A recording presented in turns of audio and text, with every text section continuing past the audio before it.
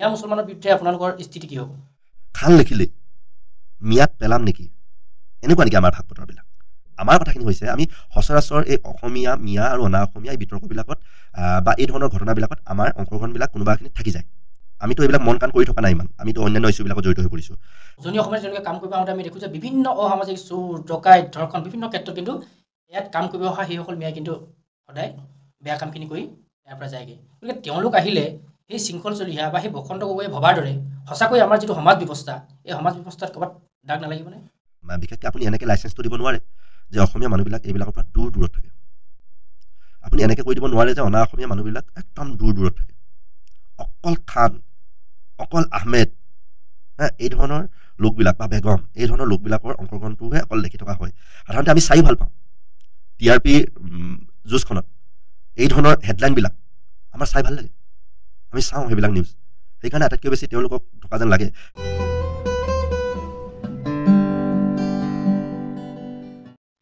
এতিয়া আহিছোঁ অন্য এটা প্ৰসংগ মানে এতিয়া হৈছে মিয়াৰ যিটো আগ্ৰাসন মই অসমীয়া যিখিনি মুছলমান বা আমাৰ ভাৰত স্বাধীন হোৱাৰ পিছৰ পৰাই মুছলমানৰ বহু অৱদান আছে মই সেইটো অস্বীকাৰ নকৰোঁ বা আপুনি হ'লে অস্বীকাৰ কৰিব নোৱাৰে বা অসমৰ বিত্তমহলে অস্বীকাৰ কৰিব নোৱাৰে কিন্তু বৰ্তমান সময়ত আমি দেখিছোঁ যে এইখিনি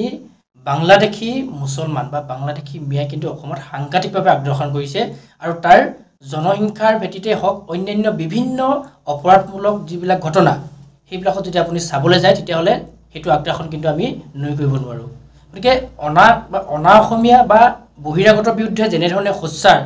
তেনেধৰণে সেইসকল মিয়া মুছলমানৰ বিৰুদ্ধে আপোনালোকৰ স্থিতি কি হ'ব আমি তিনিটা শব্দক লৈ আমাৰ ডেফিনেশ্যনবিলাক ঠিক নাই এটা হৈছে অসমীয়া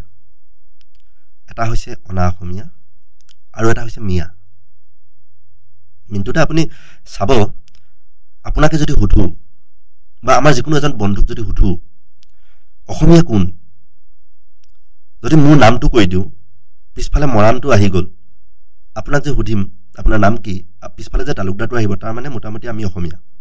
এনেকৈ ধৰণে মানুহবিলাকে ভাবিবলৈ আৰম্ভ কৰে তেতিয়াহ'লে অসমীয়া কোন আজি যদি শৰ্মা লিখিলেই আমি অনা অসমীয়াত পেলাম নেকি খান লিখিলে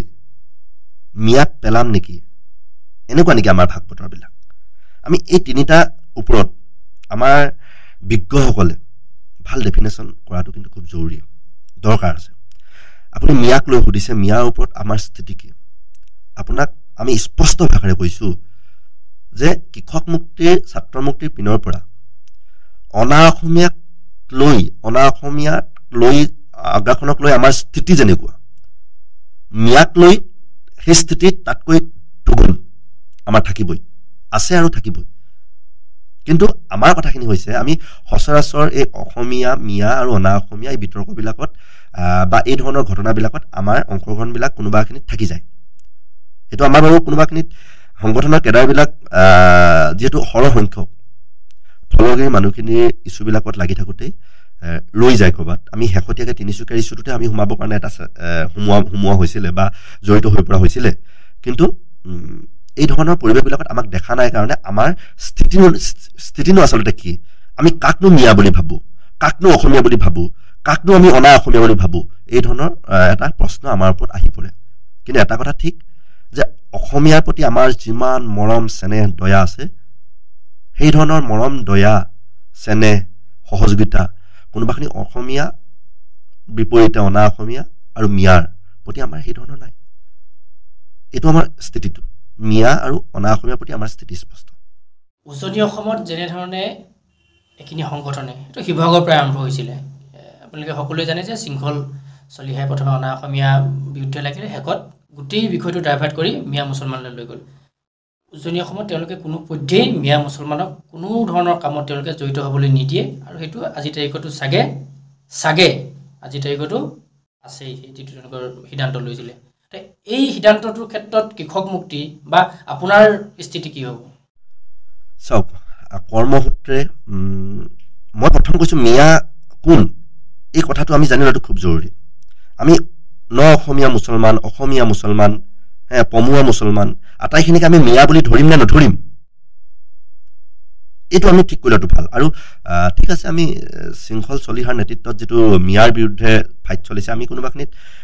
সমৰ্থন কৰিবলৈ আগবাঢ়ি যাবই লাগিব কিন্তু তেওঁলোকৰ স্থিতিটো আজি তাৰিখত কি হৈ আছে উজনিলৈকে মিয়া তেওঁলোকে যিখিনি মিয়া মিয়া বুলি কৈ আছে চালনীখন ঠিকে মাৰিছেনে নাই চালনী কৰি কৰি ইয়ালৈকে উজনিলৈকে ইটা ভাটাবিলাকলৈকে পঠাইছেনে নাই এই কথা বতৰাবিলাক ৰাইজে চাই আছে আমিতো এইবিলাক মন কাণ কৰি থকা নাই ইমান আমিতো অন্যান্য ইছ্যুবিলাকত জড়িত হৈ পৰিছোঁ কিন্তু এটা কথা ঠিক যে মিয়া আৰু অনা অসমীয়া দুইটাকে এটা শাৰীত ৰখাটো খুব জৰুৰী মিয়াসকলনো কোন তাৰ ওপৰতো বিস্তৃতভাৱে আলোচনা হোৱাটো জৰুৰী অনা অসমীয়ানো কোন ইয়াৰ ওপৰতো এটা আলোচনা হোৱাটো জৰুৰী আৰু আপুনি শৃংখল চলিহাৰ নেতৃত্বত শিৱসাগৰৰ যুঁজখনৰ কথা কৈছে আমিতো বসন্ত গগৈ তাই আহোমৰ সভাপতি তেওঁক লিড লোৱা দেখিলোঁ সঁচাকৈ সেইটো এটা খুব এটা সময়ৰ আহ্বান আছিলে প্ৰয়োজন আছিলে আৰু সেই সভাটোতে তিনিচুকীয়াটো তাৰ অগণি জ্বলিছিলে ডিব্ৰুগড়তো অকণমান হৈছিলে এতিয়া কথাটো হৈছে মিয়াৰ যিখন যুদ্ধ কোনোবাখিনি মানে ৰৈ গ'ল স্তম্ভিত হৈ গ'ল তথাপিতো যদি আপোনাক কওঁ যে মিয়াৰ যিটো আগ্ৰাসন বিভিন্ন ক্ষেত্ৰত আমি মই পুনৰ কৈছোঁ যে অপৰাধমূলক বিভিন্ন কামতে আমি দেখোঁ যে সেইসকল উপাধি বা আমাৰ উজনি অসমত তেওঁলোকে কাম কৰিব আহোঁতে আমি দেখোঁ যে বিভিন্ন অসামাজিক চোৰ ডকাইত ধৰ্ষণ বিভিন্ন ক্ষেত্ৰত কিন্তু ইয়াত কাম কৰিব অহা সেইসকল মিয়াই কিন্তু সদায় বেয়া কামখিনি কৰি ইয়াৰ পৰা যায়গৈ গতিকে তেওঁলোক আহিলে সেই শৃংখল চলিহা বা সেই বসন্ত গগৈয়ে ভবাৰ দৰে সঁচাকৈ আমাৰ যিটো সমাজ ব্যৱস্থা এই সমাজ ব্যৱস্থাত ক'ৰবাত দাগ নালাগিবনে এটা কথাটো ঠিক আপুনি ঠিক কথাই কৈছে মিডিয়াত হেডলাইনবিলাক আমি দেখোঁ পেপাৰত আমি হেডলাইনবিলাক দেখোঁ টেলিভিশ্যনত আমাৰ পৰ্টেলবিলাকত পেজবিলাকত আপুনি যিটো উপাধিৰ কথা বতৰাবিলাক কৈ আছে এতিয়া সেই মোৰ এটা বস্তু ডাউট আছে মিয়া কোন সেইটোক লৈ ডাউট আছে কোনখিনি মানুহক আমি মিয়া ক'ম কাৰণ আমি কিতাপত পঢ়োঁতেতো ন অসমীয়া মুছলমান বুলি পঢ়িছিলোঁ পমুৱা মুছলমান বুলি পঢ়ি পিনি নম্বৰ লৈ গোটাইছোঁ আমি পলিটিকেল চায়েন্সৰ ল'ৰা যিহেতু এই শব্দবিলাক আমি ব্যৱহাৰ কৰিব লগা হৈছে সেই ধৰণৰ লোকসকলক হেডলাইন কৰা আমি খুব দেখিয়ে থাকোঁ তেতিয়াহ'লে সেই ধৰণৰ উজনিলৈকে যিটো আগ্ৰাসন হৈছে উজনিলৈকে যি ধৰণৰ পৰিৱেশ এটা নিৰ্মাণ হৈছে আৰু তেওঁলোকৰ অংশগ্ৰহণটোৱে ধলগিৰি ভূমিপুত্ৰ মানুহখিনি সঁচাকৈ ভবাই তুলিছে এটা কথা ঠিক যে এই যিটো আপুনি কৈছে যে বিভিন্ন ধৰণৰ কাণ্ডবিলাকত মানসিকতাটো আচলতে কেনেধৰণৰ হ'ব পাৰে মানসিকতাটো ভাল বেয়া এই দুই ধৰণৰ মানসিকতা লোকৰ বেয়া কামৰ লোকবিলাক আটাইতকৈ বেছি জড়িত হৈ পৰা আমি দেখিবলৈ পাওঁ আপোনালোকে চাব যে এই বিশেষকৈ আপুনি এনেকৈ লাইচেঞ্চটো দিব নোৱাৰে যে অসমীয়া মানুহবিলাক এইবিলাকৰ পৰা দূৰত থাকে আপুনি এনেকৈ কৈ দিব নোৱাৰে যে অনা অসমীয়া মানুহবিলাক একদম দূৰত থাকে অকল খান অকল আহমেদ এই ধৰণৰ লোকবিলাক বা বেগম এই ধৰণৰ লোকবিলাকৰ অংশগ্ৰহণটোহে অকল দেখি থকা হয় সাধাৰণতে আমি চাই ভাল পাওঁ TRP যুঁজখনত এই ধৰণৰ হেডলাইনবিলাক আমাৰ চাই ভাল লাগে আমি চাওঁ সেইবিলাক নিউজ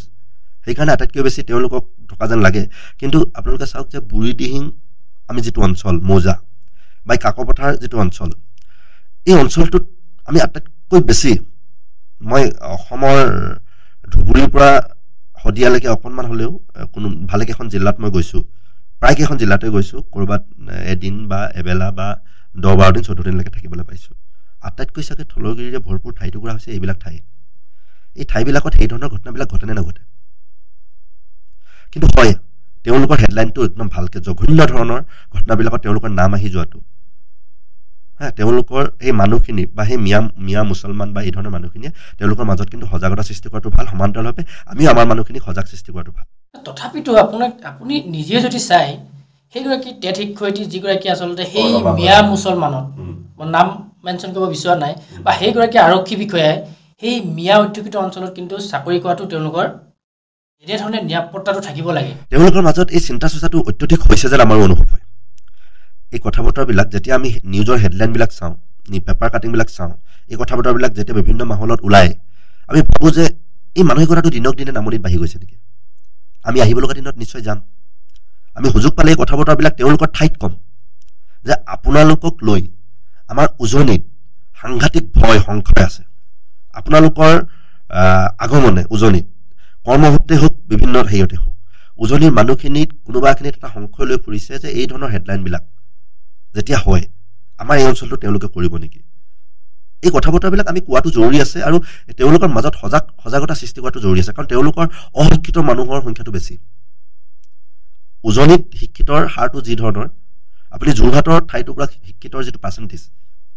ধুবুৰীৰ লগত মিলাব নোৱাৰে আৰু অশিক্ষিত মানুহখিনিৰ মাজত এই ধৰণৰ মানসিকতা অলপ বেছি থকাটো কোনো ধৰণৰ এটা ক'বলৈ প্ৰণালী থকা কথা নহয় তো সেই ধৰণৰ কথা বতৰাবিলাকৰ কাৰণে তেওঁলোকৰ মাজত চাগে আটাইতকৈ বেছি এই ধৰণৰ পৰিৱেশ এটা হৈছে কিন্তু শিক্ষাৰ প্ৰভাৱ এটা কোনোবাখিনিত তাৰ এটা কাৰণ হ'ব পাৰে কিন্তু এনেকৈও মানুহে কয় যে অখিল গগৈ আপোনালোকৰ কৃষক মুক্তি সংগ্ৰাম সমিতিৰ সভাপতি হয় বৰ্তমান ৰাইজৰ দলৰ সভাপতি সেই অখিল গগৈ কিন্তু এইসকল মিয়া ভোটৰ আশাতেই আচলতে কৃষক মুক্তি বা ছাত্ৰ মুক্তি বা ৰাইজৰ দলেতো নক'ব এইটো ৰাজনৈতিক দল কিন্তু কৃষক মুক্তি বা ছাত্ৰ মুক্তি নেতাসকলে আপুনি যেনেধৰণে এগৰাকী জিলাৰ সভাপতি আপোনালোকৰ মুখত কিন্তু সেই মিয়াৰ বিৰুদ্ধে কিন্তু কথা নোলায় আমি কৈছোঁ আমি নিউজ লাইভৰ টক শ্ব' এটাতো এই কথাখিনি আমি ৰাখিছোঁ যেতিয়া সেই সময়টোত আমি যেতিয়া সুযোগ পাইছোঁ কিন্তু কথাখিনি চাগে যিধৰণে মাৰ্কেটত যাব লাগিছিলে যোৱা নাই বজাৰলৈকে বা সামাজিক প্লেটফৰ্মত যিধৰণে যাব লাগিছিলে আমি যোৱা নাই আমি যেতিয়া এই কথা বতৰাবিলাক মিয়াক লৈ আমাৰ স্থিতিটো অনা অসমীয়াৰ সমানেই বাৰে বাৰে কৈ আছোঁ মিয়াক লৈ আমাৰ স্থিতিটো অনা অসমীয়াৰ বিপৰীতে যিধৰণৰ স্থিতি তাতকৈ দুগুণ তেওঁলোকৰ যিবিলাক কাণ্ড এই কাণ্ডবিলাকত অন্যান্য দল সংগঠনবিলাকৰ যিটো নিন্দাসূচক মন্তব্য আমাৰ কম নহয় আমিও একদম ধাৰ থকা দাড়ি কমা ক'ত কেনেকৈ ৰাখিব লাগে সেই ধৰণে আমি ৰাখোঁ আমি কৃপণালী কৰা নাই আৰু আহিব লগা দিনতো মিনিটতে আপুনি চাব যে আছে নেদেখাজনা আছে তেওঁৰ আশীৰ্বাদত আমি যেতিয়াই সুযোগ সুবিধা পাম আমাৰ মত স্পষ্টভাৱে দিয়া হ'ব সেয়া লাগিলে মিয়া হওক অনা অসমীয়া হওক আপুনি যে অথনিৰ পৰা কৈ আছে যে খিলঞ্জীয়া বহিৰাগত অসমীয়া থলগিৰি মিয়া অমুৱা মুছলমান ইত্যাদি ইত্যাদি যিবিলাক শব্দ বা আমি অসমীয়া কাক কওঁ ইত্যাদি ইত্যাদি কথাবিলাক আপুনি কৈ আছে যে এইটো স্থিতি ক্লিয়াৰ নহয় আপোনাক যদি মই সেই বাৰ্তাটো ৰাইজলৈ এৰি দিবলৈ কওঁ আপোনাৰ মন মগজুত কেনেধৰণে সেই বাৰ্তাটো আছে মই অসমীয়াক একদম চিম্পুলকৈ চাওঁ অসমীয়াৰ ধাৰণাটোক সাধাৰণভাৱে একদম সৰলীকৃত ৰূপত মানে চাবলৈ চেষ্টা কৰিছোঁ আমি যদি শেষৰ ফালে অসমীয়া উত্তৰটো দিম নেকি নে এতিয়াই দি লওঁ দিয়কচোন কওক মই ভাবোঁ যে অসমীয়া মোটামুটি অসমত বসবাস কৰা মানুহখিনি লগত যদি তেওঁলোক অসমীয়া ভাষিকভাৱে তেওঁলোকে একচেপ্ট কৰি লৈছে কথা বতৰাবিলাক আদান প্ৰদান আৰু সাংস্কৃতিকভাৱে তেওঁলোকে যদি জিন যাবলৈ চেষ্টা কৰিছে এইকাৰণে কৈছোঁ আমি এতিয়া কোনোবাখিনিত আপুনি চাব যে মই নিজেই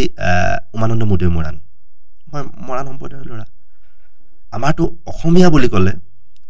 কি হয় এক নম্বৰ কথা আমি অসমত আমি নিশ্চয় তিনিচুকীয়াৰ এই বুঢ়ীদিহিং মৌজাত ডিগবৈ সমষ্টি পৰে তাতে আমি বসবাস কৰোঁ দ্বিতীয় কথাটো হৈছে আমি খুব ভাল আমি অসমীয়াতে কথা বতৰাবিলাক পাতি আছোঁ তাৰমানে ভাষিকভাৱেও আমি কোনোবাখিনি একচেপ্ট কৰিয়ে লৈছোঁ তাৰ তৃতীয় কথাটো হৈছে আপোনালোকে চাব যে অসমীয়া কোৱাৰ উপৰিও অসমীয়াৰ যিকেইটা মূল ফেষ্টিভেল মূল উৎসৱ আমি বিহু পৰম্পৰাৰ সৈতে সংপৃক্ত হৈ আছোঁ আমি তিনিটা বিহু লাগিলে মাঘ বিহু হওক কাতি বিহু হওক বা অসমীয়াৰ যিটো কালচাৰ সংস্কৃতি ইয়াৰ সৈতে আমি একদম সংপৃক্ত হৈ আছোঁ তাৰ বিপৰীতে আমি আৰু এটা পৰিচয় লৈ ফুৰিছোঁ আপুনি চাব যে মই মৰাণ হোৱাৰ সুবাদতে মূল অসমীয়া বিহুখনৰ পৰা এসপ্তাহৰ পিছতো কিন্তু আপুনি মূল বিহুখনত গ'লেও মোৰ ঘৰত চাহৰ পিঠাৰ জুতিটো পাব এসপ্তাহৰ পিছত আকৌ আমাৰ মূল বিহুখনো আৰম্ভ হ'ব তাৰমানে আমি মৰাণ হিচাপে আমাৰ এটা সাংস্কৃতিক ভিত্তিত কঢ়িয়াই লৈ ফুৰিছোঁ নিজস্বতা এটা আমাৰতো আপুনি যদি চাই সপ্তাহ মাহ জোৰা 15 দিন 17 দিন 13 দিন 11 দিন পৰ্যন্ত আমাৰ গছতলৰ বিহুখনটো পাব কাকপথাৰ বিহুতেই আজি তাৰিখত মিডিয়াত প্ৰত্যেকেই দেখি আছে ৰাতি বিহুখনটো পাব এইটো আমাৰ মৰাণসকলৰ এটা স্বকীয় পৰিচয় নহয় জানো ইয়াৰ উপৰিতো বহুবিলাক নীতি নিয়ম আমি আমাৰ বুকুত কঢ়িয়াই লৈ ফুৰিছোঁ এজ এ মৰাণ হিচাপে সেইটোতো চিধা কথা ঠিক তেনেকৈ আমাৰ মিচিং ভাইসকলে আলি আই লৃগাংটোতো আজিও কৰি আছে আজি বড়োসকলে আজি কাৰ্বিসকলে আজি ডিমাচাসকলে আজি তিৱাসকলে আজি কোচসকলে প্ৰতিটো জাতি জনগোষ্ঠীয়ে আপোনালোকে চাব যে মূল অসমীয়াৰ উৎসৱটোৰ পিছতো নিজস্ব অলপ জীয়াই ৰাখিছে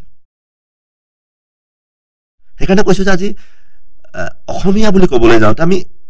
বিহাৰী মাৰোৱাৰী বেংগলী গোৰ্খা আটাইবিলাক মৰাণ মটক আহোম, কোচ, কলিতা, মিচিং, বড়ো আমি আটাইবিলাকে সাঙুৰি ল'বই লাগিব। তেওঁলোকে আজি যদি বিহাৰীসকলে কোনোবা এখিনিত জানে তেওঁলোকৰ যিটো উৎসৱ, তেওঁলোকৰ তোমাৰ ছট পূজাৰ কথাটোতো আছেই, সমান্তৰালভাৱে আমাৰ গোৰ্খা ভাই ভনীসকলে এইখিনি মুহূৰ্তত এতিয়া তেওঁলোকে দেৱালীক লৈ এটা উৎসাহ, পাৰ ভঙা উৎসাহ তেওঁলোকৰ, দেউচি তেওঁলোকে এইকেইদিন কৰি আছে, টিচ কৰি আছে, হয়নে? প্ৰত্যেকৰে নিজৰ নিজৰ এটা কৃষ্টি সংস্কৃতি ধৰি ৰাখিছে। আমাৰ এইকাৰণে মই কৈছোঁ যে ইয়াতে থকা মানুহখিনিৰ এটা ইতিহাস আছে। এই ইতিহাসটো ইম্পৰ্টেণ্ট। এই ইতিহাসক বেছ কৰি আমি ভাবোঁ যে আটাইখিনিকে অসমীয়া হিচাপে সাঙুৰি লৈ যিখিনি একচেপ্ট কৰি লয়, আজি যদি ভাষাটো কোনোবাই একচেপ্ট কৰিবলৈ টান পাইছে, অসমতে থাকে অথচ তেওঁৰ দোকানখনলৈ গ'লোঁ, তেওঁৰ ঘৰলৈ গ'লোঁ, কথা বতৰাখিনি বুজি নাপায়, হিন্দীত ক'ব লাগে। তেওঁৰ ঘৰত বিহু বুলি এটা পৰিৱেশ নিৰ্মাণ নহয়, তেওঁলোকক মই অনা অসমীয়া হিচাপে ক'ব বিচাৰোঁ। আজি যদি মাৰুৱাৰী সম্প্ৰদায়ৰ ঘৰলৈ গৈছোঁ, বিহুৰ সময়ত অন্ততঃ চাহটোপা, পিঠাখন কৰিব পৰা নাই, অন্ততঃ চাহটোপা আগবঢ়াই দিছে আৰু হেঁপাহেৰে কৈছে বিহু আছিলে, পিঠাকেইটা আমাৰ এজনীয়ে বনাব নাজানে, একো অসুবিধা নাই, দোকানৰ পৰা অনা দুটা এই কৰিছে, বিস্কুট এখনতো এনেও মানুহৰ ঘৰলৈ গ'লে আগবঢ়াই দিবই। কালচাৰেলি তেওঁলোক অন্ততঃ বিহুখন কাষৰতে পতা বিহুখনত যদি তেওঁলোকৰ কণ্ট্ৰিবিউটটো সমানে অংশীদাৰটো হ'বলৈ আগবাঢ়ি আহিছে। আমিতো কোনোবা এটা কমিউনিটিৰ আজি চেল ৰুটি গোৰ্খাসকলৰ আমি মৰাণ ঘৰকেইটাত বনাব নোৱাৰিব পাৰোঁ ইমান ভালকৈ, বা কি ধৰণে বনায় এনেধৰণৰ ৰুটি থাকে 2-4 ঘৰত নাজানিব পাৰে, সেইটো আমিতো সপি দিব নোৱাৰোঁ। কিন্তু সাংস্কৃতিকভাৱে তেওঁলোকে কিমানখিনি একচেপ্ট কৰি লৈছে সেইটো ডিপেণ্ডেবল। আপোনালোকে চাব যাতে বিহুমুক্ত আমি থলগিৰি এই কথা বতৰাবিলাক কৈ আছোঁ, ইতিহাসে কৈছে যে যিখিনি মানুহ ইয়াতে বৰ অসম কেতিয়াৰ পৰা আৰম্ভ হৈছে, কোনখিনি সময়ত প্ৰাগজ্যোতিষপুৰ, কোনখিনি সময়ত কামৰূপ পৰিচয়বিলাক হৈ আছে, কথা বতৰাবিলাক আমি এটা সময়ত লিখি লৈতো নাম্বাৰ লৈছোঁ ন, পাছ কৰিছোঁ ক্লাছ, আমি ক্লাছত এই কথা বতৰাবিলাক পঢ়িছোঁ, পৰীক্ষাত আমি লিখিছোঁ, নম্বৰ গোটাইছোঁ। তো সেই সুবাদতে যদি আমি চাওঁ ইয়াতে ঐতিহাসিকভাৱে আটাইতকৈ ছুপাৰফাষ্ট কথা বতৰাবিলাক, হিষ্ট্ৰীত লিখি থকা কথা বতৰাবিলাক আমি পাওঁ যে চুকাফাই অহা এটা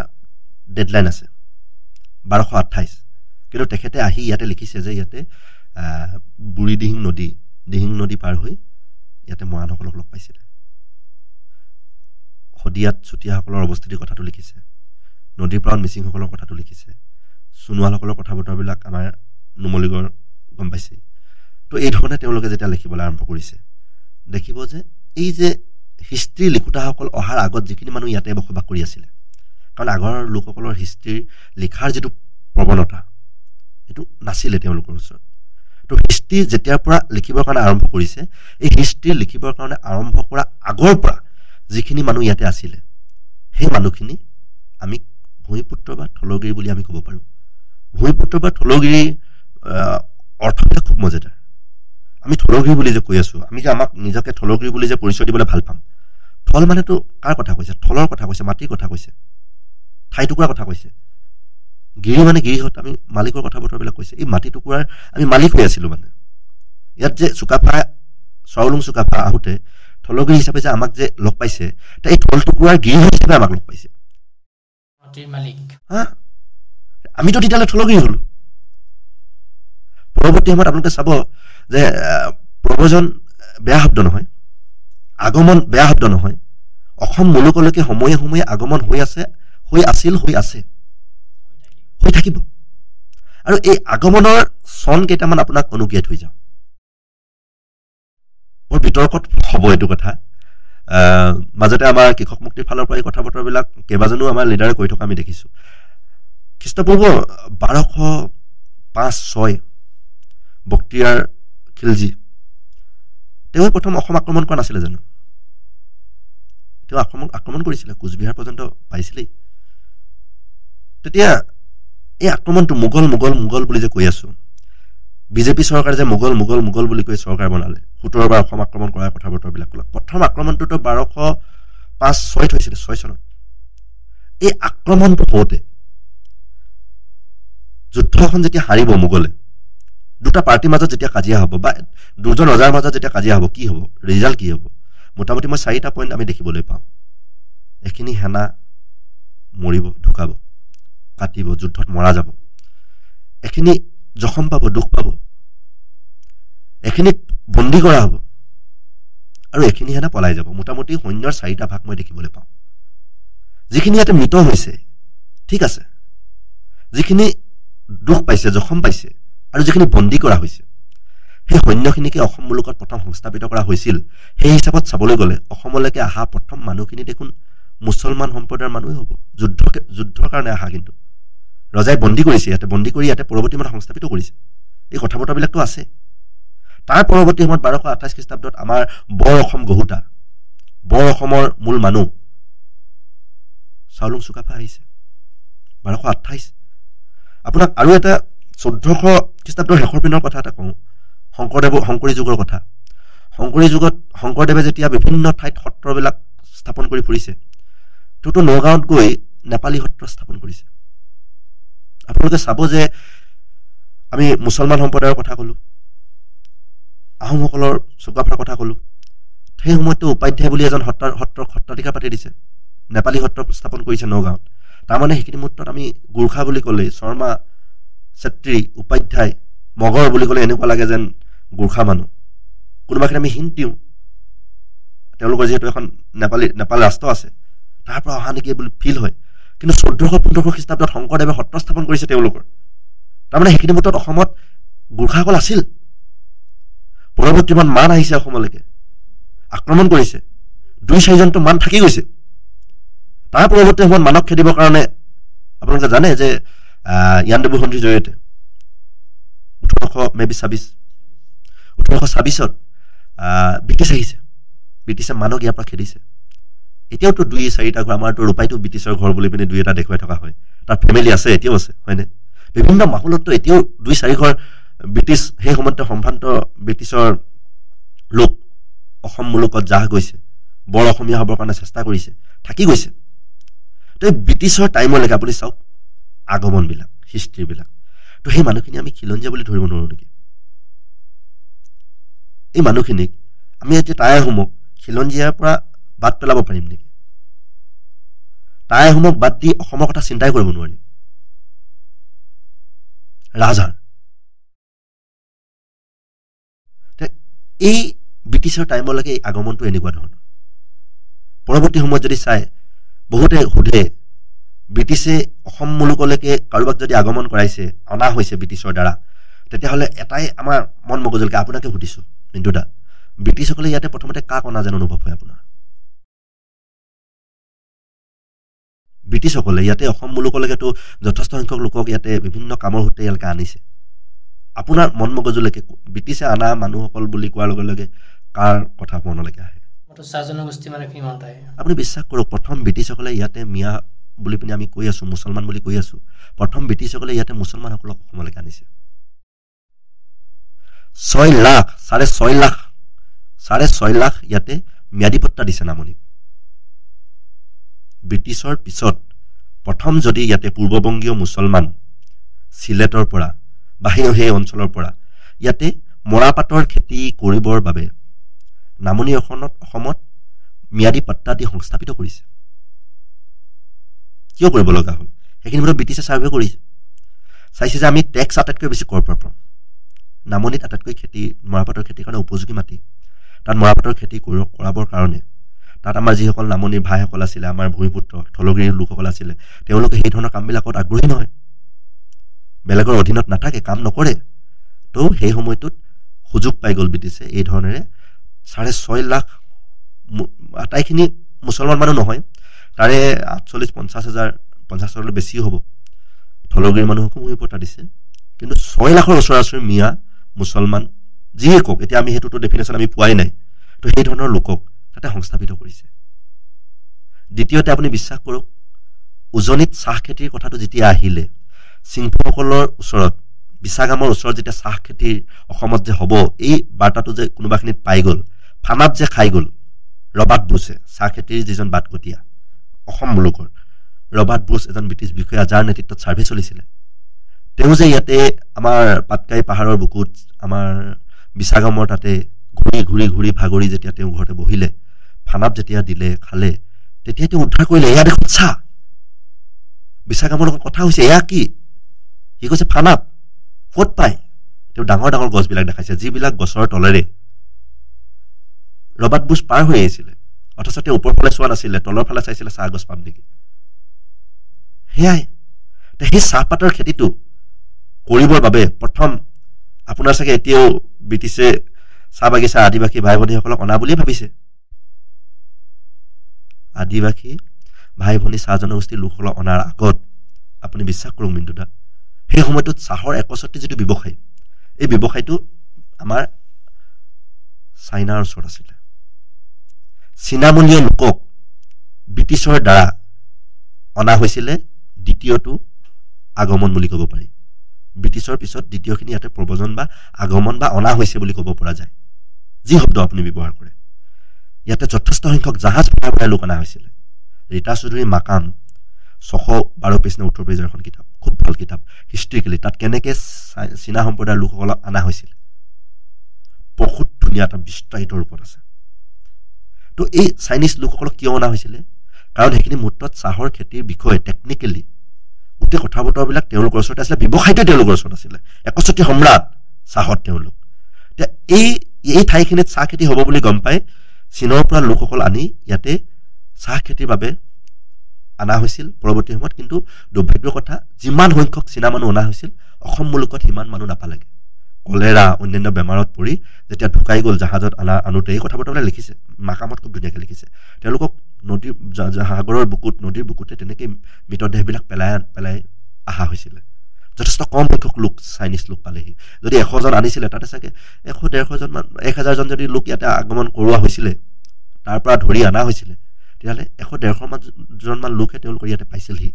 এইটো মই এটা টেণ্টেটিভ, এটা আনুমানিক হিচাপ, এইটো তথ্যটোৰ ভুল হ'ব পাৰে, কিন্তু আনুমানিক সেইটো।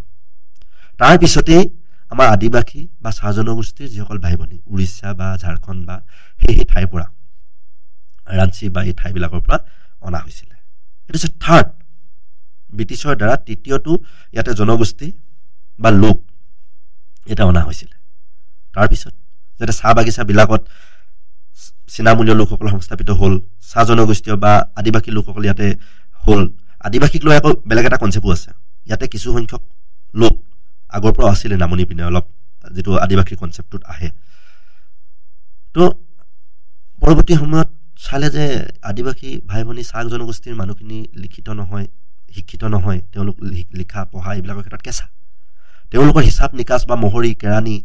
4th গ্ৰেড 3rd গ্ৰেড বুলি আমি যিবিলাক শব্দ সচৰাচৰ ইউজ কৰোঁ, এইবিলাক কামৰ কাৰণে ব্ৰিটিছসকলে যিহেতু ভাৰতলৈকে আহি প্ৰথম কাক এটা সংস্থাপিত কৰি, মানে ক'ত স্কুল কলেজবিলাক স্থাপিত কৰিছিলে?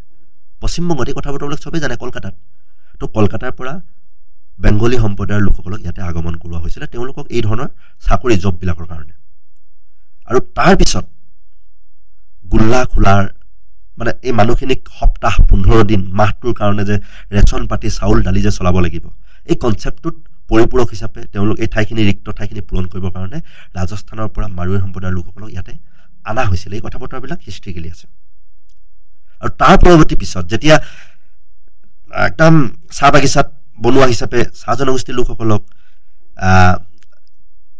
হিচাপ নিকাচৰ কাৰণে বেংগলী সম্প্ৰদায়ৰ লোকসকলক, তিনিআলি চাৰিআলি মূৰৰ গোল্লাবিলাকৰ কাৰণে ৰাজস্থানী লোকসকলক অনা হৈ গ'ল। তাৰ পৰৱৰ্তী সময়ত যেতিয়া ফেক্টৰীত টেকনিকেলি জ্ঞান, কিন্তু আপোনালোকে গম পাইছে চীনামূলৰ মানুহখিনি চাহপাত ৰোৱাৰ পৰা ফেক্টৰী সেই একদম শেষত চাহৰ বাকচটো বনোৱালৈকে এই কাৰ্যটোত তেওঁলোক এক্সপাৰ্ট। তেওঁলোকৰ তলত চাহ বাগিচাৰ লোকসকলে কাম কৰিব। Concept clear. তাৰপিছত এই বাকচবিলাক গৈ যে তিনিচুকীয়া পাবগৈ লাগিব, ট্ৰেইনত উঠিব লাগিব, নদীৰ পাৰত যে শদিয়া পাবগৈ লাগিব, জাহাজত উঠিব লাগিব, তাত যে উঠা নমা কৰিব লাগিব বক্সবিলাক, এই কাৰবাৰটোৰ কাৰণে কোনোবাখিনিত বিহাৰী মূলীয় লোকক ইয়াতে তেতিয়াই আগমন হৈছিলে। তেতিয়াহ'লে এই কনচেপ্টটোত যদি চাই, ব্ৰিটিছ অহাৰ আগৰ যিখিনি মানুহ, এই মানুহখিনিতো আমি অনা অসমীয়া বুলি ধৰিব নোৱাৰোঁ। 1947 আগৰ বা 51 আগৰ যিবিলাক চনক লৈ এতিয়া বিতৰ্ক হৈ আছে, যিবিলাক চনক লৈ বিতৰ্ক হৈ আছে যে 71 হ'বনে, 51 হ'বনে, 47 হ'বনে, ঠিক আছে, আমি 47 ধৰিলোঁ, ব্ৰিটিছৰ আগৰ কথাখিনিয়ে ধৰিলোঁ। এই মানুহখিনিক আমি কি বুলি ক'ম? অনা অসমীয়া বুলি ক'বলৈ আমাৰ ক'ত সাহস আছে? শ বছৰ হ'ল ন তেওঁলোকৰতো কাৰোবাৰ 100 বছৰ 150 বছৰ 200 বছৰ হৈছে না ব্ৰিটিছৰ লগে লগে আহা এই ব্ৰিটিছেতো প্ৰথম সংস্থাপিত কাক কৰিছে আমি কৈছোঁ মুছলমান সম্প্ৰদায়ৰ সিলেটৰ বংগমূলীয় লোকসকলক আনিছে আহোম ৰজাৰ সময়ত সংস্থাপিত কৰিছে কামৰূপ ৰজাৰ সময়ত সংস্থাপিত কৰিছে তো এই লোকসকল আছে তো এই মানুহখিনি মোটামুটি আমি অসমীয়া বুলি ক'বই লাগিব আৰু মোটামুটি এই হিষ্ট্ৰিকেলি লিখা আৰম্ভ হোৱাৰ আগতে যিখিনি মানুহ ইয়াতে আছিলে সেই মানুহখিনিক থলগিৰি বা ভূমিপুত্ৰ বুলি আমি ক'বই লাগিব ঠিক আছে তাৰ সমান্তৰালভাৱে তাৰ পৰৱৰ্তী লোকসকলক আমি কৈছোঁ যে খিলঞ্জীয়া হ'ব পাৰে আমি আহোমসকলক খিলঞ্জীয়া বুলি ক'ব পাৰোঁ আহোমৰ সমান্তৰালভাৱে যিকেইটা কমিউনিটিৰ নাম ল'লোঁ আমি খিলঞ্জীয়া বুলি ক'ব পাৰোঁ পৰৱৰ্তীখিনিক আমি অসমীয়া বুলি ক'ব পাৰোঁ আৰু স্বাধীনতাৰ পিছত যিসকলৰ ইয়াতে আগমন ঘটিছে আমি তেওঁলোকক আমি ন অসমীয়া বুলি ক'লে বেয়া হ'ব নেকি 47ৰ পৰা এই আজিৰ মুলুকলৈকে অসমীয়াৰ লগত আহি যা গৈছে জিন গৈছে সেই মানুহখিনিক আমি ন অসমীয়া কনচেপ্টত আমি ৰাখিব পাৰোঁ নেকি ঠিক আছে শেষলৈকে আহিছে কিন্তু কোনোদিন তেওঁলোকে অসমীয়া হ'বৰ কাৰণে চেষ্টা কৰা নাই অসমীয়া ক'বৰ কাৰণে চেষ্টা কৰা নাই অসমীয়া সংস্কৃতিত জাহ যাবৰ কাৰণে চেষ্টা কৰা নাই কেৱল আছে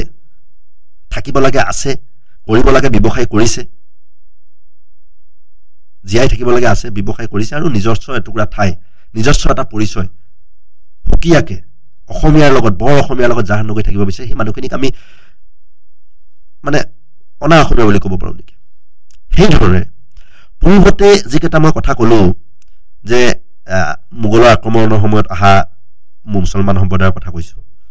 পৰৱৰ্তী সময়ত আমি কৈছোঁ যে ব্ৰিটিছাৰসকলে আনা মুছলমানৰ কথা বতৰাবিলাক কৈছোঁ এই মুছলমানখিনিক বাদ দি যিসকলে স্বাধীনোত্তৰ পিছত আহিছে তেওঁলোকৰ ওপৰত আমি মিয়া টেগটো লগালে অলপ ভাল হয় নেকি আমি বিতৰ্কিত টেগটো কিন্তু শ্বেৰমান আলীয়ে দেখোন কৈ দিয়ে মই মিয়া শ্বেৰমান আলী বংশধৰ যদি স্বাধীনোত্তৰ আগত আহিছিলে তেতিয়াহ'লে মিয়াক লৈও আমি বুজি ল'ব লাগিব পঢ়িব লাগিব অধ্যয়ন কৰিব লাগিব যে কোনখিনিক মিয়া বুলি কৈছে কোনখিনিক মুছলমানৰতো মানুহখিনিক মিয়া বুলি কৈছে কোনখিনিক ন মুছলমান বুলি কৈছে আমিতো ন অসমীয়া মুছলমান বুলি পঢ়িছিলোঁ আমিতো কৈছোঁ ব্ৰিটিছৰ সময়ত পমুৱা মুছলমানসকলক অনা হৈছিলে বুলি কৈছোঁ তো এই কথা বতৰাবিলাকৰ লগত মোৰ আৰু বেছি অধ্যয়নৰ প্ৰয়োজনীয়তা আছে বিশেষকৈ মিয়াৰ কনচেপ্টটোক লৈ আৰু মোৰ বহুত বেছি পঢ়িব লগা আছে তেওঁলোকৰো নিজা নিজা সংস্কৃতি আছে মাজতে সুনীত কুমাৰ ভূঞা দাই প্ৰতিদিনত এটা শ্ব' কৰিছিল মই ৰাতি ফোন কৰিছোঁ সুনীত দাই মই তেতিয়া বহুতখিনি কথা গম পাইছিলোঁ যে তেওঁলোকৰো সাজ সজ্জা সংস্কৃতি লোকাচাৰ সুকীয়া এটা আছে সেইখিনি মানুহকো আমি এলাই কৰিব নোৱাৰোঁ তেওঁলোকক বাদ দি আমি অসমখনৰ কথা চিন্তা কৰিব নোৱাৰোঁ ইয়াতে কোনো এখিনি মানুহ ওলাই কৰি 62 চনত বাৰু ঠিক আছে চীনা যুদ্ধৰ সময়ত চীনা মানুহখিনিক ভাৰত চৰকাৰে উঠাই মেলি চীনক গতাই দিলে পৰৱৰ্তী কোনো এটা সম্প্ৰদায় আপুনি ইয়াৰ পৰা এনেকৈ শ্ৰেণীত যে পৰুৱা বগাই উঠাই মেলি যে ছাইড কৰি দিব পৰা যায় এনেকৈ যদি উঠাই দিবলৈ চেষ্টা কৰে অসমৰ অৰ্থনীতি অচল হৈ পৰিব কোনো এখিনিক যদি আমি অনা অসমীয়া বুলি টেগটো দি থাকোঁ তেওঁলোকে ইমান অসমীয়া হ'বৰ কাৰণে চেষ্টা কৰাৰ পিছতো তেতিয়াহ'লে কোনোবা এখিনিত কিন্তু আমাৰ ভুল হ'ব উপাধিটো চাই যদি অসমীয়া অনা অসমীয়া আমি কৰিবলৈকে যাওঁ মইতো আমাৰ মৰাণ সম্প্ৰদায়ত ঘাটুৱাৰ উপাধি পাইছোঁ নামঘৰলৈকে যায় বৰ নামঘৰৰ লগত চলে ইউনিভাৰ্চিটিৰ সময়ত মোৰ বন্ধু আমি একে মৰাণ চাৰ্কুলত একেলগে বহি কথা বতৰা পাতিছোঁ ঘাটুৱাৰে যদি মৰাণ হ'ব পাৰিছে হৈছে আদৰি লৈছে নামঘৰত তেওঁলোকৰ কোনোবা এখিনি বহিবৰ কাৰণে সুবিধাকণ হৈছে তেতিয়াহ'লে আমি অসমীয়াই সেই পৰিৱেশটো আমি কৰিবই লাগিব আজিতো ধৰ্মান্তৰিত হৈ আছে অন্য এটা ধৰ্মৰ পৰা অন্য এটা ধৰ্মত আদৰি লৈছে তেতিয়াহ'লে অসমীয়ায়ো বৰ অসমীয়া হিচাপে সকলোকে জাতি জনগোষ্ঠীবিলাকক আদৰি লোৱাটো খুব জৰুৰী হ'ব এই কাজিয়াখনত যিসকলে সঁচাকৈ অসমীয়াৰ লগত জাহ যাব বিচৰা নাই তেওঁলোকৰ লগত ফাইট লগাটো খুব জৰুৰী আৰু লাগিব আৰু সেই যুঁজখনত মই নিজেই নেতৃত্বত থাকিব বিচাৰোঁ যিসকল মিয়াই এই যে অসম মুলুকৰ অসম নামৰ আইজনীৰ বুকুত সাংঘাতিক ধৰণৰ কাণ্ডবিলাক কাৰখানাবিলাক যে কৰি থাকে অসম আইজনীক যে বদনামী কৰি থাকে এই লোকসকলৰ ওপৰততো আমিও জঁপিয়াই পৰিব লাগিব আৰু সেই যুঁজখনত নেতৃত্বত সেনাপতিৰ দায়িত্বত থাকিবই লাগিব আৰু সেইখিনি যদি নকৰোঁ কোনোবা এখিনিত আমাকো চাই থকাবিলাকে চাই আছে কিন্তু কথাটো হৈছে অসমীয়া কোন অনা অসমীয়া কোন মিয়া কোন এই কথা বতৰাবিলাক বিজ্ঞসকলে বুদ্ধিজীৱীসকলে ইয়াৰ ওপৰত এটা টেগলাইন ৰেখা অংকন কৰি দিয়াটো খুব জৰুৰী আৰু সেই আহ্বানটো আমি জনাব বিচাৰিছোঁ আৰু মোৰ দৃষ্টিভংগীৰে মই মোক দীঘলীয়া কথা বতৰাখিনিত ক'লোঁ যে মই এই মানুহখিনিক আমি থলগিৰি বা ভূমিপুত্ৰ হিচাপে মোৰ মন মগজুত থিতাপি দিয়াইছোঁ এই মানুহখিনিক আমি অন্ততঃ টাই আহোমকে ধৰি এইখিনিক আমি খিলঞ্জীয়া বুলি ক'ব বিচাৰিছোঁ আৰু এই যে স্বাধীনোত্তৰ আগতে অহা লোকসকলক অসমীয়া বুলি ক'ব বিচাৰিছোঁ পৰৱৰ্তী সময়ত অহাখিনিক আমি অনা অসমীয়া বা ন অসমীয়া এই ধৰণৰ কনচেপ্টটোত আমি ঠিক কৰি লৈছোঁ মন মগজুত আৰু এনেকৈ যদি ভাবোঁতে ভুল হৈছে আঙুলিয়াই দিয়ক আৰু যদি কিবা পঢ়িব লগা আছে যিখিনি পঢ়িছোঁ পঢ়াটো আমাৰ কম হৈছে মই গম পাইছোঁ আৰু যদি কিবা পঢ়িব লগা আছে আপোনালোকে ৰেফাৰেঞ্চ দিয়ক ইয়াৰ তলত গৈ কমেণ্টত লিখক আপোনালোকৰ গালিকেইটাও আমি শুনিম আৰু পৰামৰ্শবিলাকো আমি মানিম এইখিনিকে মই আপোনাৰ মিণ্টু দা আপোনাৰ অসমীয়া অনা অসমীয়া আৰু মিয়াৰ ইছ্যুটোত মোৰ বিশেষকৈ কিছু মোৰ ভাৱনা চিন্তা প্ৰকাশ কৰিলোঁ